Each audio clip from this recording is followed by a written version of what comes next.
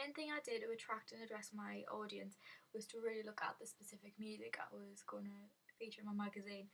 And to do this, I did a lot of research into like history of rock, subgenre, stuff like that. And then also to make people appeal to my magazine, I made it feature a lot of subgenres of rock, not just particularly indie rock, pop punk, screamo, heavy metal, stuff like that. I really made it feature all sorts of rock, so it would have enough content to appeal to everyone but not put anyone off who were into rock.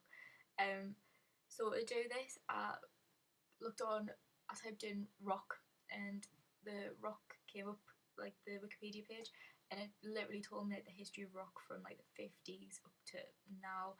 And it really showed me how much rock's changed. Like it went from rock and roll to like indie to punk to grunge to pop punk to indie rock, and then more like metalcore, screamo stuff.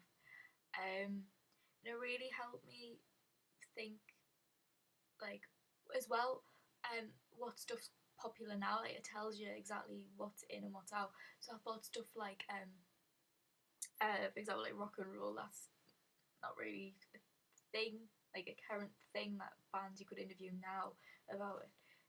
Really. So, but whereas more stuff that's more on in demand, like pop punk bands or screamo bands, there's a lot of them. So I thought I'll put a lot of them in it. Um, so it's stuff like that really helped me. And another idea I had was to look at 3 inspirational texts and just like go through some issues I've had of all the magazines like within the past few months, and write down every time a certain band was mentioned, and then tally them up and see if there's a certain band in each one that came up a lot, and I knew that would be a band that obviously appealed to a lot of people.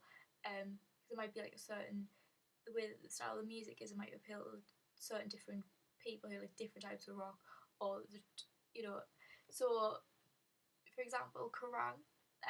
I did the top 10 for each one, and this is what I got. Kerrang in order was All Time Low, You Me at 6, Bring Me the Horizon, My Chemical Romance, Biffy Clyro, Nirvana, Green Day, Foo Fighters, Pierce the Veil, and Paramore. The one for NME was Arctic Monkeys, Biffy Clyro, The Strokes, Arcade Fire, Nirvana, Foo Fighters, Paramore, Kings of Leon, Red Hot Chili Peppers, and Kasabian. And Rock Sound was Green Day, Blink-182, All Time Low, Nirvana, Pierce the Veil, Bring Me the Horizon, New Me at 6, Paramore, Foo Fighters, and Biffy Clyro. Um, and then when I looked, I highlighted different like the bands in different colours if they were featured in all 3 columns, and there was 4 bands that came up in all the lists.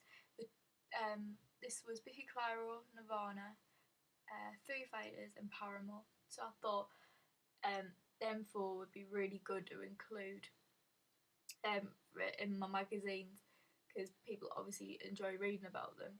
And other bands that came up in a lot of them were All Time Low, You Me at 6, and Bring Me the Horizon, and Green Day as well. So I thought they might be really good to try and include in my magazine. And as well, they fit with like the research in the rock, pop punk, screamo, like they're in at the minute, or like kind of hard rock.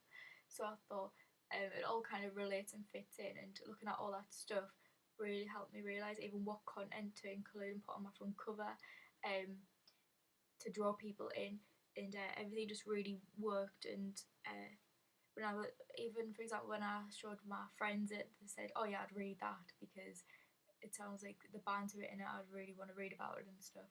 So they said I got that pretty much right, like the content I put in it.